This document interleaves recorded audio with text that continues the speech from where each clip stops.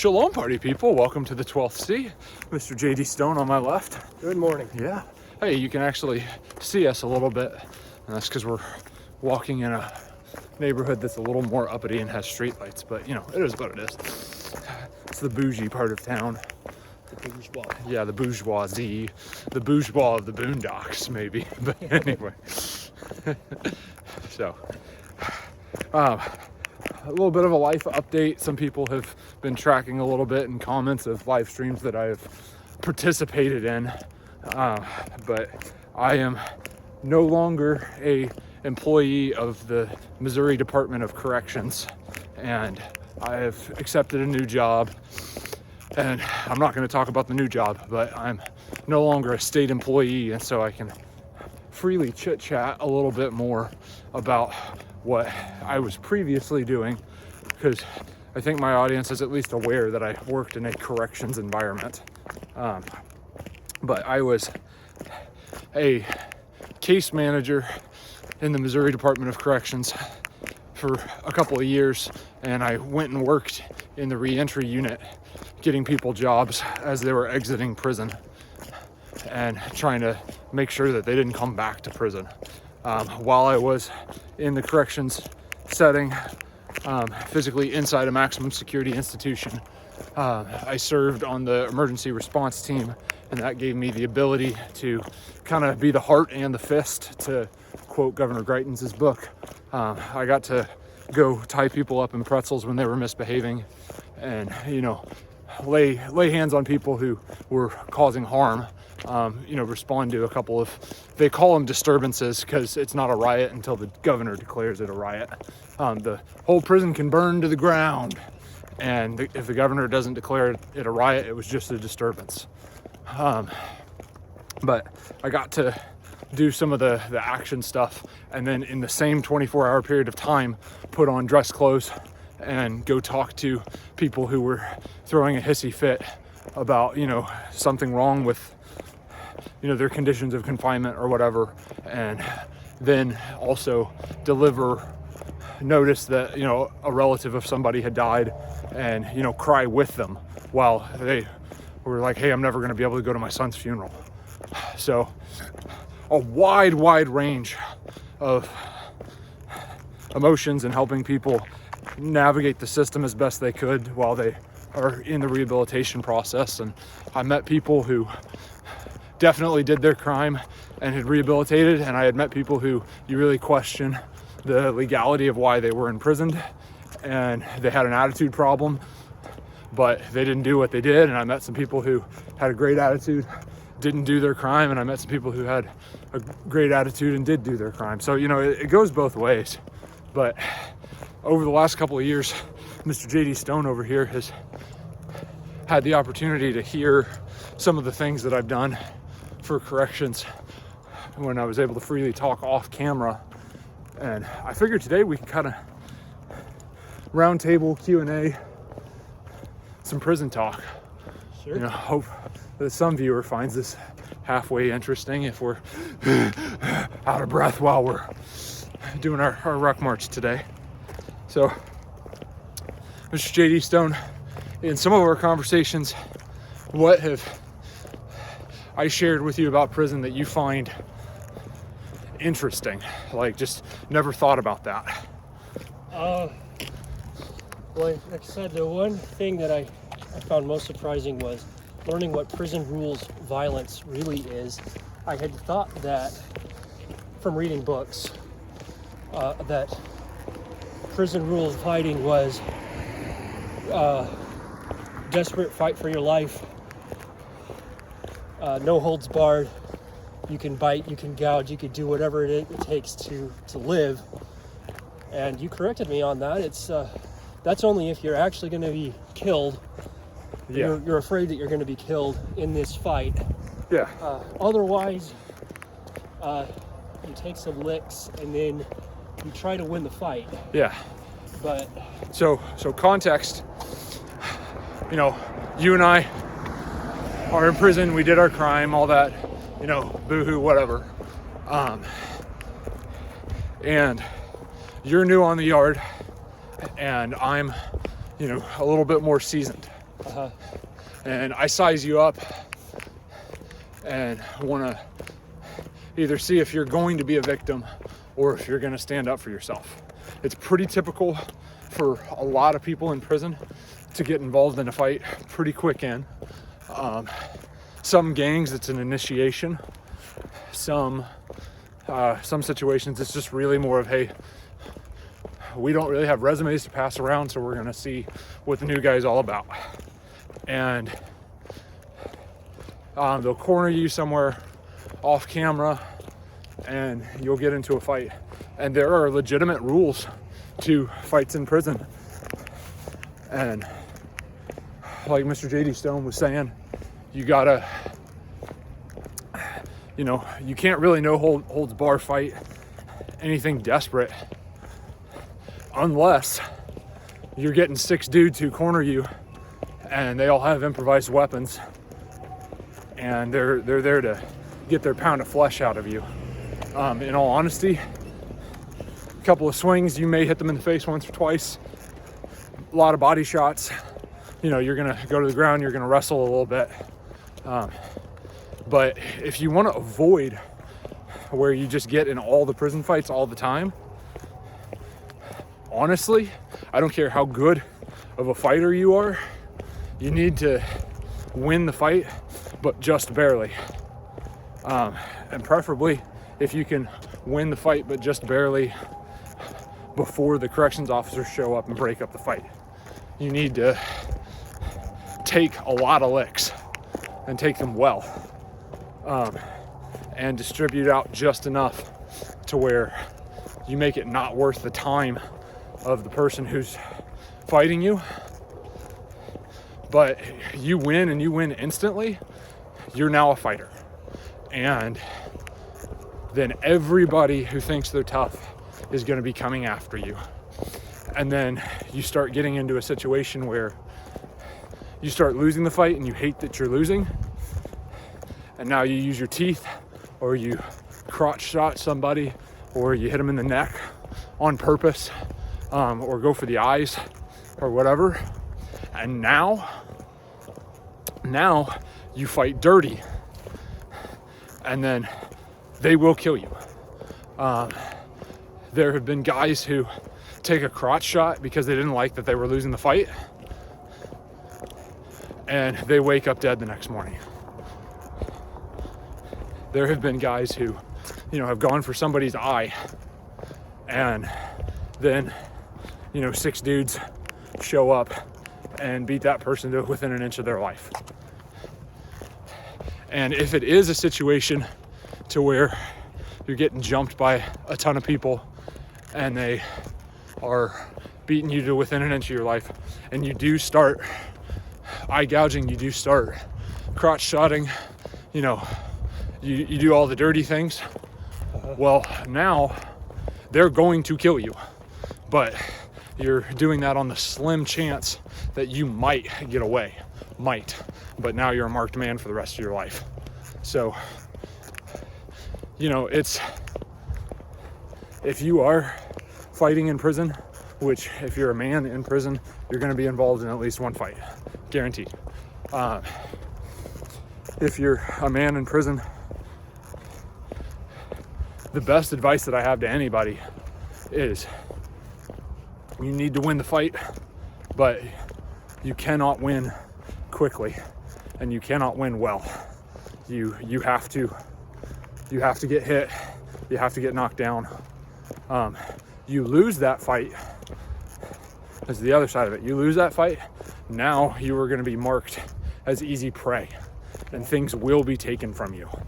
And the corrections officers who care will try to stick up for you as best as possible, but they can't be there all the time. The prisoners have nothing but time. So the corrections officers have all the watches and the prisoners have all the time. It's just the way that goes. So honestly, fight, but don't do anything desperate, and don't be like Jack Reacher. Yeah, don't win the fight in 20 seconds with punching somebody in the nose straight on and then sending all the stuff in the back of their brain, because that won't end well for you either. Right. And I don't advocate going for prison. I don't advocate committing crimes.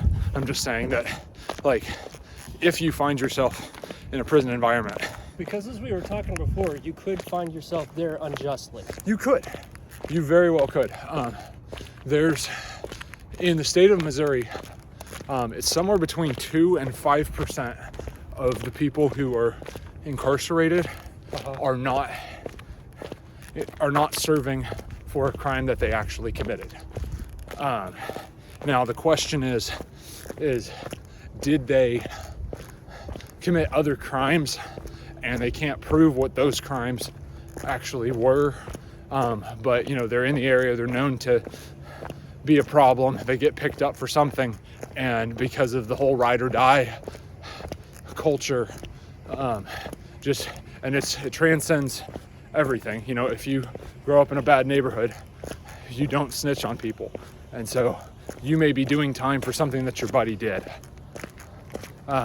and maybe you were in the car, or your description is enough like his description, and he did it, but you're not going to snitch on him because you know what happens to you if you snitch.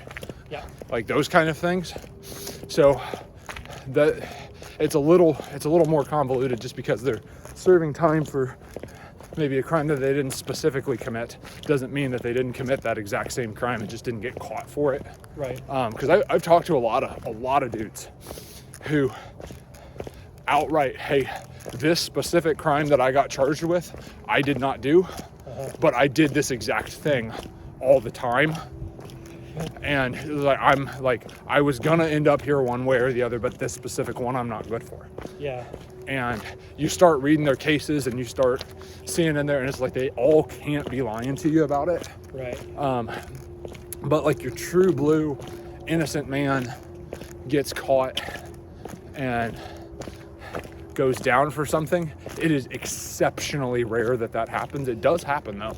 I've been able to see 3 people in the few years that I was with the Department of Corrections get completely exonerated and walk free. It makes the news. It's a big deal. So I've seen plenty of people, get charges reduced. I've seen plenty of people receive pardons, but the outright fully exonerated for what they did, proven in court that what happened to them was an egregious misappropriation of the justice system. I've only seen that a couple of times, and you're talking people who were in for 30 years before they were finally proven innocent, which there's no legal innocence, it's just not guilty. But like, oh hey, we messed up. Yeah. Now, why does it take so long for somebody who is truly innocent to get exonerated? So we are dealing with the minute cases, so fringe area, but the one that I was closest connect to, dude who was actually on my caseload,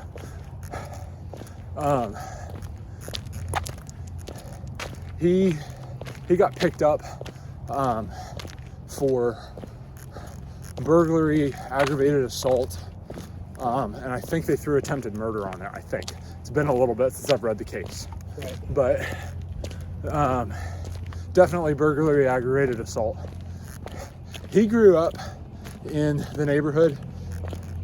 He had committed crime, so he was known in the area, but he was,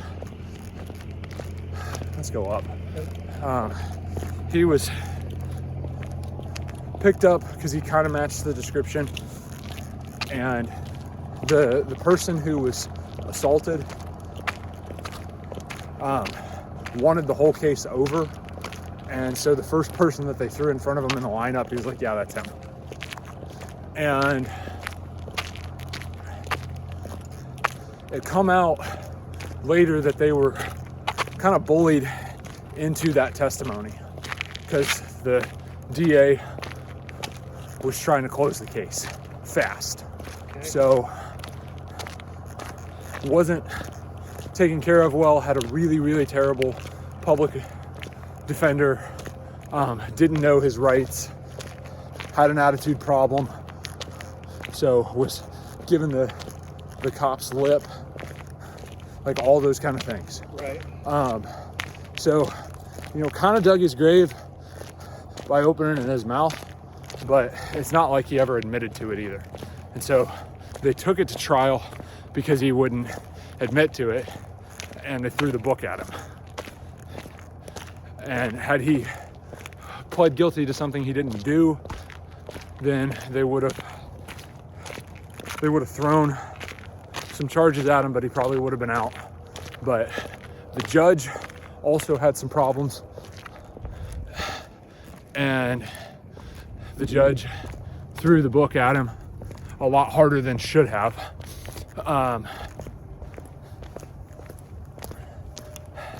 And now that I think about it, now that I remember it, there was no attempted murder charge thrown at him. It was just assault, and he got 25 years for robbery, assault, burglary, robbery, assault, whatever. And there's plenty of people who committed crimes in the same neighborhood as him that matched what he was charged with, that received substantially less time than that. Right.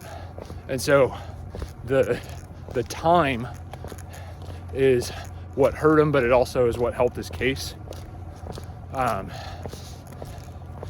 And he met someone who educated him on the law, and he was able to, he actually rehabilitated his attitude while he was in prison, and his attitude problem really, really, really changed for the better. And so now people will actually listen to his story when he starts advocating for himself. Like, hey, this is what the law says, this is what happened, these are the people you can go talk to. And because his attitude shifted, people would listen. And through a prison ministry, he met someone who actually was like, oh, we need to look into this. Like, I hear this kind of story all the time, but the way you're presenting this to me is in a way that I will receive this better. And so pause real quick. Yeah, you're good. How many, if those are the circumstances, being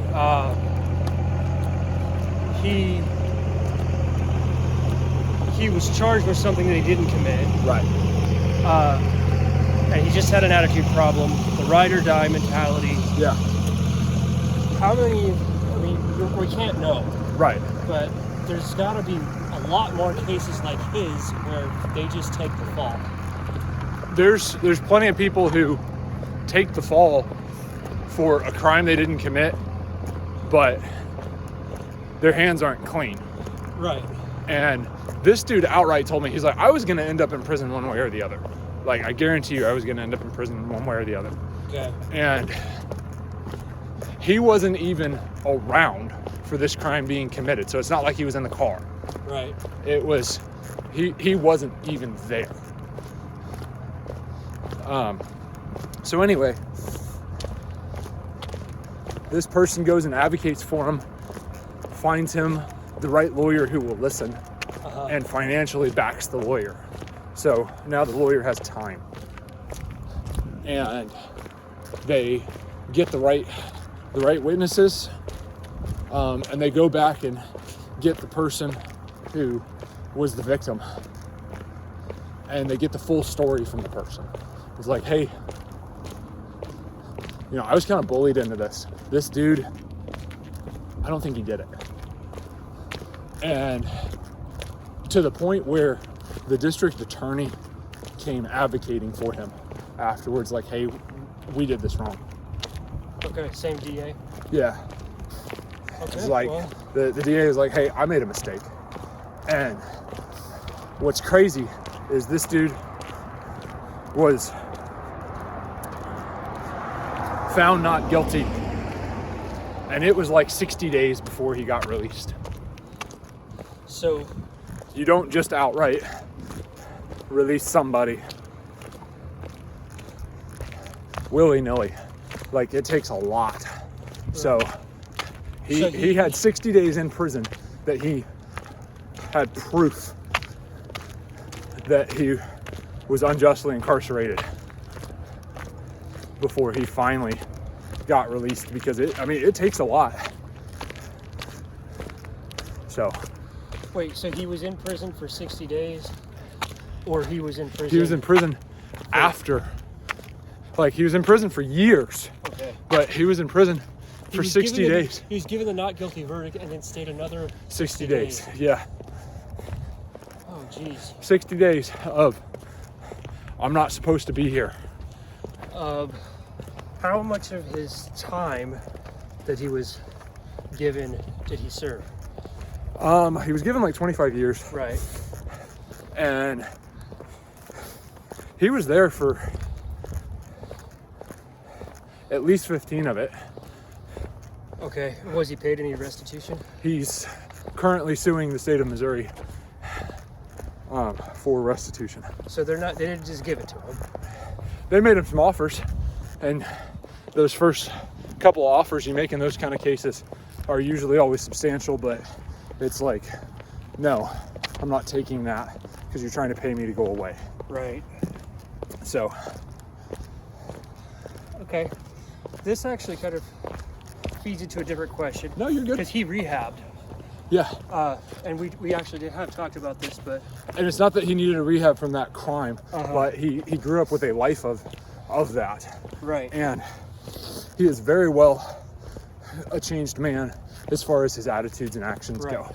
And now, you've told me then before about the kinds of criminals who do rehab, the kinds that don't, and how long it takes. Yeah. So take that away. Okay, so what's crazy is, in general, your violent offenders rehab the easiest. And what's crazy is, part of what my job was finding people jobs as they were leaving. And I'd have all these employers who were like, oh yeah, we'll hire someone who has a conviction on their record, but it better be marijuana and it better be at least 10 years old. We don't want fresh drug cases, and we don't want any real drug cases, and we don't want any other types of crimes. It's like, oh, well, whoop-de-doo, you're progressive. Because what do you know, marijuana is legal now. So you're saying people who didn't really commit a crime by today's standards, I'll take. And your drug offenders, statistically speaking, do not rehabilitate very well, or quickly for that matter. They do rehabilitate, but it takes a long time. You get guys who go in for 3 to 5 years and they come out worse than they went in. You get guys who aggravated assault or even murder too, and they come out and they're changed. Like, what's crazy is you can have very violent offenders who go in, and 10 to 15 years later, when their frontal lobe is fully developed, because they'll go in at 18 and pissed at the world with a horrible attitude problem. Well, it being raised in those neighborhoods. That too. But 10 to 15 years, and they really cool down, and they get out, and the likelihood that they ever commit another crime, let alone get a speeding ticket, is basically zero. It's not zero, but it might as well be zero. So I find that incredible that you have, due to legitimately did their crime, legit, like murder too, and they're 10 to 15 years, and they will not commit another crime. Which is very, very odd. I mean, I have people who were on my caseload that awful crimes, had I been on their juries, I would have voted for their executions. And I got to know them and saw the change that actually happened in their life. And I would gladly take them as a next door neighbor. Right. So, like, and you're saying that kind of guy with wife and kids. Right. The the kind of change that I have seen in some people who really did commit their crime is like incredible. But then you get someone who's a low-level drug offender who has a horrible attitude problem,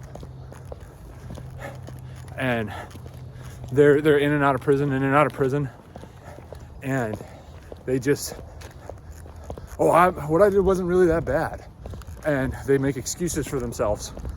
And I mean, Jocko was right, excuses are lies. And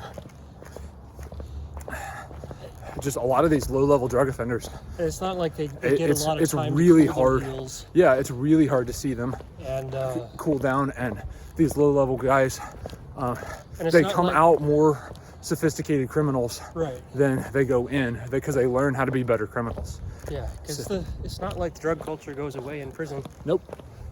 That is another, just an odd tidbit that you told me. The candy trade is actually more intense Yeah. than the drug trade. Well, so the stuff going on in prisons, you know, it's restricted on the items that you can have and the items that you can buy. And so anything that's off menu, people want. And the racket that I have seen on Jolly Ranchers is insane. Where you and I would pay for a pack of Jolly Ranchers on the street, Right. someone will pay for that for a small handful of them. Yeah, which is a path of corruption for some prison guards, because they Yeah. could buy a cheap bag of Jolly Ranchers, Yeah. flip it for. No, and that's the source of like all the contraband in prisons. Basically, is it's going to come through staff. Very, very little amounts of contraband come through visits, or over the fence, or in the mail. Like those ways do happen, but we can go here. Prison staff do not get paid very well. Right. And so you can have people who will bring in things that are perfectly legal items, never touch drugs, and they will sell it to offenders, and then, hey, here's your cut, and then there's a racket on it, and that goes for candy, that goes for artwork, pornography, that goes for access to information, that goes for media sources, outlets, whatever, that goes for cell phones. Cell phones are very dangerous in prison. That goes for really just anything that is not an approved item. Yeah. Socks is very interesting to see the racket on that, because people want better socks than the tube socks that are sold on commissary. But yeah, back on the candy, I've seen huge rackets where someone wants a Snickers bar and they'll pay out the nose to get one. We're talking like $10. No, prison economics is very different, but it'll cost you $1 on the street, so they'll pay $3 to $5 for one if they want it now. If they're willing for it to take a little while to get to them, it's a little different. But the fun size candy is always premium because it's a little easier to hide, Right. and you're not eating huge amounts of it.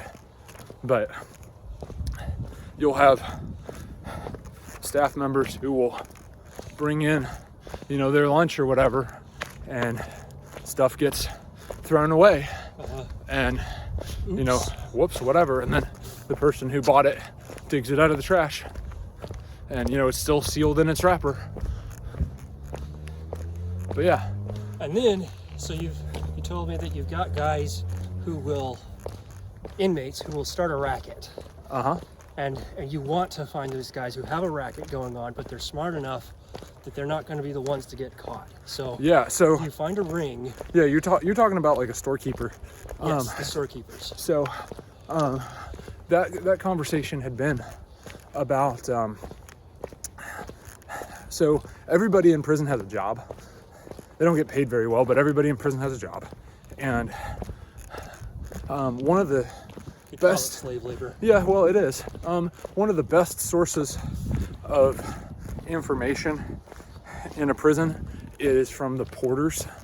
and this is known, it's not like I'm giving away trade secrets here. Right. But so someone who's the janitor for staff members, you know, they change out the trash, they mop, they clean the bathroom, all that good stuff. The porters are usually a very, very good source, not only for us receiving information, but for us disseminating out information, sometimes false information. But things you want the inmates to know, yeah, that cannot be communicated through official channels. right. So we would always look for the guy who was running a store, and the guy who runs a store is somebody who he buys the maximum of what's allowed on commissary, and then he'll have some off-menu items as well, but nothing that will get him in trouble. And he will have 6 or 10 other people buying the maximums on commissary as well. And there's a trading system for this. Hey, you know, you want a bag of Funyuns?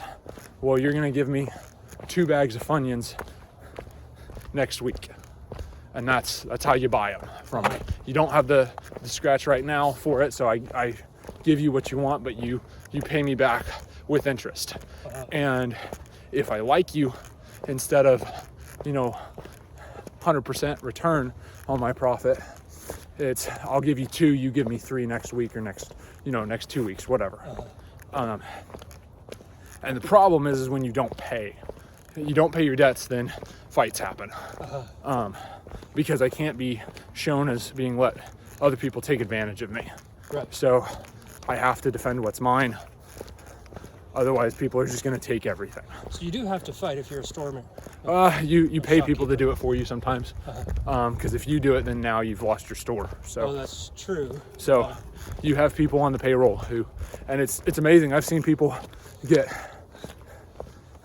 their booty handed to them for a Twinkie. So, because it probably wasn't really the Twinkie. No, it wasn't really the Twinkie, but it was the disrespect. It was, but it was over a Twinkie.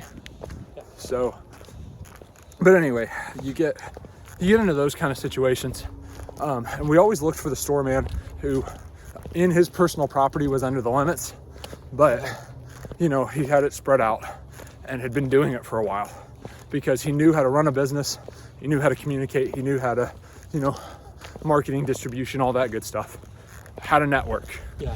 And those guys always made the best porters because they would listen, you know, they were attuned to what their customers wanted, so they would listen to us very well. They knew how to keep their mouths quiet while they were cleaning and not, you know, yak jawing the staff. And then every so often, hey man, let me just run this by you real fast.